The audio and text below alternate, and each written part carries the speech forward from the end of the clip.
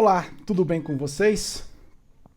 Hoje é 31 de janeiro de 2023 e nós estamos aqui para falar um pouco de Charles Spurgeon, né? O chamado Príncipe dos Pregadores. Você está no canal Exposição Bíblica. Se você puder se inscrever nesse canal, ativar o sino para receber as notificações e também deixar um like no vídeo ao final. Eu agradeço muito, tá bom? Acesse também a plataforma academiadospositor.com.br, uma plataforma específica para treinar pregadores. Bom, nessa data da morte do Charles Spurgeon, eu queria tecer algumas considerações do contexto do Charles Spurgeon, ok? Eu não quero falar da biografia dele. Eu quero falar dos altos e baixos da pregação na história da igreja e do contexto que envolve o Spurgeon. Tá bom? Vamos lá então? Bom, quando nós olhamos para os batistas no Brasil, por exemplo, nós observamos um certo retorno à tradição inglesa. As bases inglesas estão sendo resgatadas, né? Essas bases inglesas que estão pulverizadas nas confissões de fé, seja 1689, New Hampshire, as próprias confissões de fé batistas que nós temos no Brasil, têm muitas características das confissões batistas da Inglaterra, as confissões inglesas. Eu já fiz um estudo comparativo disso e observei isso, tá ok? Mas esse retorno às doutrinas da graça, buscando referenciais nos batistas ingleses, ele é bem salutar. E quando a gente fala em Spurgeon, a gente está falando exatamente eu diria que do maior representante dos batistas particulares de todos os tempos, né? Nós temos outros homens como John Clarke, Elias Catt, Benjamin Catt, William Scriven, que foram batistas imigrantes, mas temos também outros batistas que deixaram marcas profundas na história da igreja, mas o Spurgeon ele trouxe uma robustez maior em termos de legado para a história dos batistas particulares, os batistas ingleses, os batistas de confissão de fé reformada, por assim dizer, tá bom? Bom, a história da pregação tem altos e baixos, e essa estruturação do protestantismo custou muito para muitas pessoas. Por quê? Porque o contexto da pregação, nesses altos e baixos, sempre deságua em meras demonstrações de homilética do que em pregação do evangelho propriamente dito. E o efeito disso é um efeito nefasto. Então, a crítica que nós fazemos hoje a todas as culturas misturadas entre liberalismo teológico, progressismo religioso e político, essas críticas que fazemos faz com que nós busquemos nesses referenciais batistas ingleses uma estrutura melhor para as bases que precisamos ter daqui para frente, para enfrentar os novos desafios. Bom, o iluminismo do século XVIII revelou assim, um período de extrema crítica à religião, né? E a dinâmica da prédica no culto era simplesmente a edificação do indivíduo sob a intelectualidade, né? Eles tinham um primado de ajudar as pessoas a entender a verdade antiga de maneira nova e se envolver existencialmente no culto.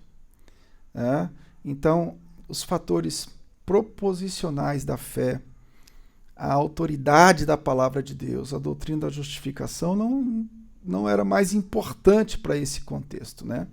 Se o culto, por exemplo, da Idade Média, em alguns períodos, sufocou a pregação, no Iluminismo a fé foi mal administrada ao ser confrontada com a ciência de maneira a desconsiderar-se a questão do sobrenatural, por assim dizer, e outros fatores.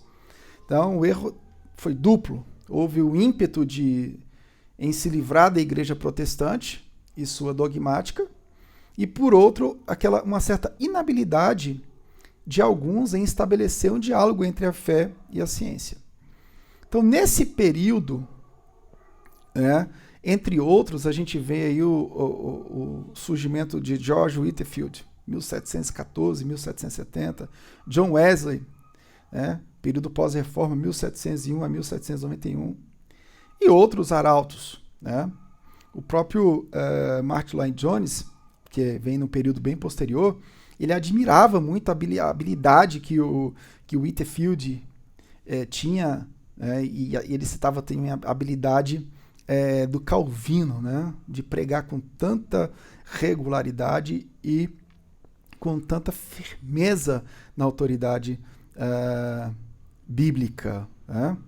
Bom, logo depois, 1703 a 1758, nós vamos ver um pouco de Jonathan Edwards, que é o gigante da teologia da América, O George Marsden relata que a fama do Jonathan Edwards surgiu da continuação de uma tradição de pregação de avivamento iniciado por seu avô. Então, nós temos aí a proximidade desses pregadores em contextos distintos, mas dentro dessa roupagem dos altos e baixos da pregação. Ok? Bom, nós vamos ver também a revigoração da teologia bíblica pelos teólogos holandeses, e isso foi muito importante para o próprio Jonathan Edwards e os futuros expositores bíblicos na restauração dos púlpitos, isso em várias partes do mundo. A gente vê aí nos holandeses Herman Bavinck, que trouxe uma rica contribuição para a pregação. Então, os teólogos holandeses, eles revisitaram e revigoraram a história da redenção para a pregação. Então, a pregação neocalvinista tem uma forte contribuição para o desenvolvimento da pregação até chegar em Charles Spurgeon. Lembre-se que eu estou tratando aqui um pouco do contexto até chegar em Charles Spurgeon. Ok? Então, vamos lá. Bom, o Peter Adam, que é um biógrafo, vamos por assim dizer, da pregação de Calvino, da teologia da pregação de Calvino, ele vai mostrar esse valor da teologia bíblica ao dizer que podemos usá-la para pregar o Cristo completo e o evangelho completo de toda a Bíblia, podendo assim falar como Paulo. Não me envergonho de proclamar a vocês toda a verdade, toda a vontade de Deus. É o que está em Atos 20 e 27. Então, nós temos, antes de Spurgeon, um esforço neocalvinista de resgatar a teologia bíblica, o contexto da teologia histórico-redentiva da mão dos liberais e trazer isso para o púlpito, porque o púlpito, de maneira como uma montanha russa, ele passa por momentos, por altos e baixos, literalmente passa por muitas, vamos dizer, por muitas emoções. Bom, vamos entrar então agora em Charles Spurgeon. Século XIX, nós temos aí um período de declínio da teologia reformada e, ao mesmo tempo, algumas reações em várias partes do mundo como que é de costume da história da igreja. E, em 1859, a fundação do Seminário Batista do Sul dos Estados Unidos, com a influência de James Boyce e John Broadus, né? John Broadus, já tratei dele aqui, né? Um grande teórico da pregação, né?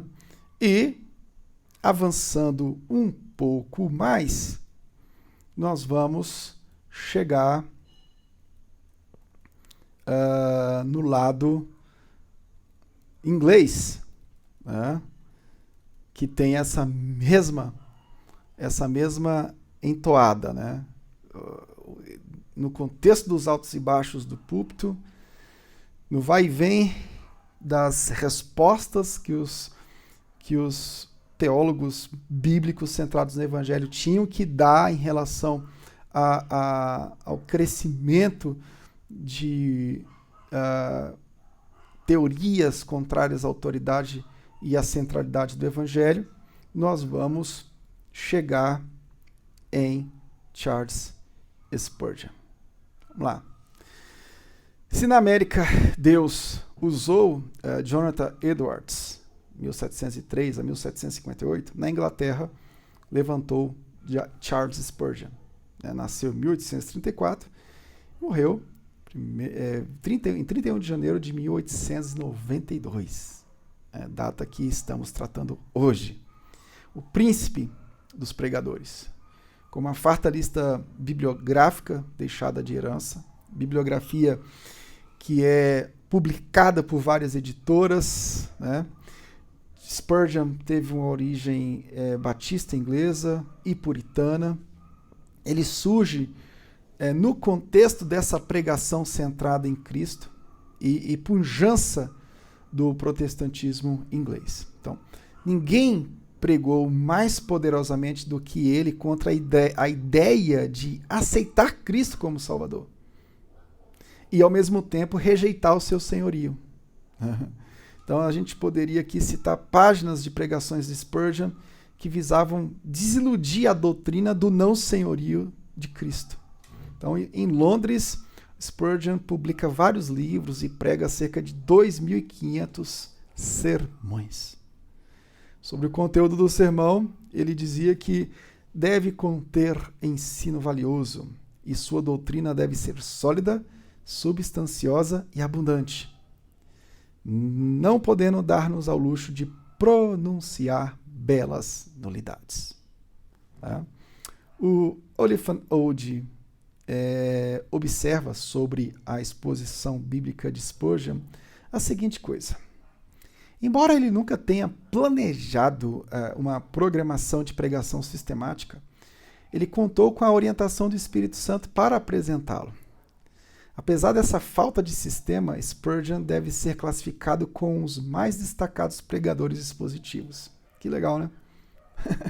Sem uma estrutura sistêmica, mas apresentou exatamente aquilo o que nós entendemos por expor as Escrituras. Em nossos dias, houve vários grandes pregadores expositivos. Então, no contexto de Spurgeon, dentre outros, temos Alexander Maclaren, John Riley, Charles Simeon e George Miller. E, enfim, sempre houve aqueles que, não poucos, entre antigos pregadores do Evangelho, tais como Whitefield, Simeon, que se opuseram ao método de colocar a teologia natural em primeiro lugar. E aí nós tentamos aqui em menos de 15 minutos tratar um pouco do contexto de Charles Haddon Spurgeon. Se eu pudesse resumir o contexto da história de Spurgeon, eu poderia dizer: Spurgeon faz parte de uma concatenação, ações da soberania divina na história da pregação, na história da igreja. Ele faz parte desses atos concatenados da soberania divina para resgatar o ministério da pregação centrada no Evangelho de Jesus Cristo de Nazaré. Hoje, nós temos aí teóricos, né, como Don Carson, tivemos Edmund Clowney, Nós temos aí grandes teóricos da pregação expositiva, né? Como Brian Chappell e outros, que estão trilhando esse caminho para manter no prumo essa história da redenção encharcada na pregação do Evangelho, na pregação para os dias atuais. Então Spurgeon contribui muito. Embora não tenha seguido um sistema, a sua pregação ela era histórico-redentiva até o tutano. Então, quando você lê os sermões de Spurgeon, você observa isso, como ele entrelaçava, como ele conseguia reunir nos seus sermões esse entrelaçamento redentivo, progressivo, né? E é isso que falta hoje. Não vamos conseguir vencer o pragmatismo religioso, os ismos pós-modernos, se não tivermos pregadores chamados pelo Senhor para trabalharem diuturnamente, constantemente, o resgate da pregação expositiva, que nada mais é do que pregar o Evangelho descrito em toda a Escritura Sagrada. Deus seja louvado por homens como Charles Spurgeon, que glorificou a Deus através do ministério da pregação do seu Filho, Jesus Cristo. Espero poder ter contribuído de modo bem rápido. Isso que eu citei agora está no meu livro, Exposição Bíblica Teodramática. Eu dedico um capítulo inteiro para a história da pregação. A Editora Cruz, você adquire meu livro, tá bom? Deus te abençoe. Um abraço bem forte do Michel Augusto. Tchau, tchau.